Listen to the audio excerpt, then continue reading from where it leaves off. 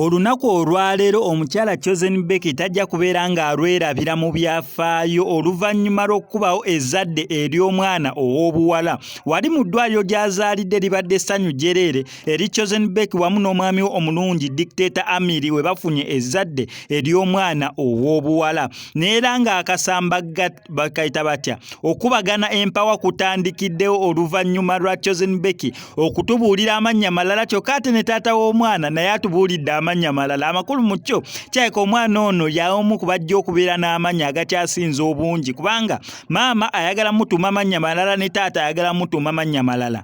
Okusinziira ku Chosen Becky ye wabadde apostinga ategeezezza eggwanga nti yes azadde bulungi neera ali mu mbeera nnungi n'omwana ali mu mbeera nnungi neera n'atutegeeza nti omwana amannya ge ye Mutebi Amber Grace Mirembe. Yebadde posti y'omukyala Chosen Becky ng'atutegeeza nti azadde bulungi neera ng'omwana amannya ge ye Mutebi Amber Grace Mirembe, amannya gali ana. Kyokka tongeza wa Dictator Amiri okututegeeza naye essanyu eribadde limubugaanye ng'ategeeza eggwanga nga kubyewo ezzadde ery'omwana ow'obuwala naye n'atutegeeza nti omwana amannya ge ye Mutebi Zahira.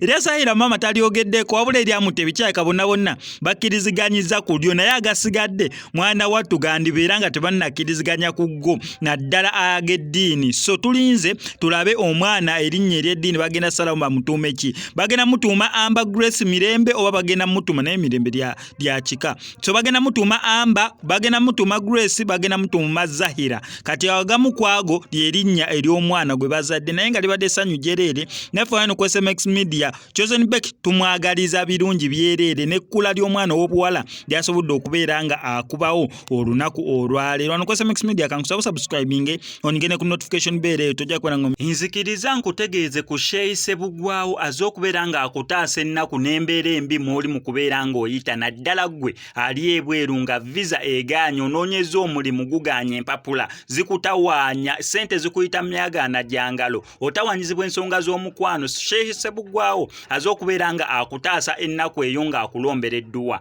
Mukubireko ku ennamba y'essimu tojja kubeera nga wejju.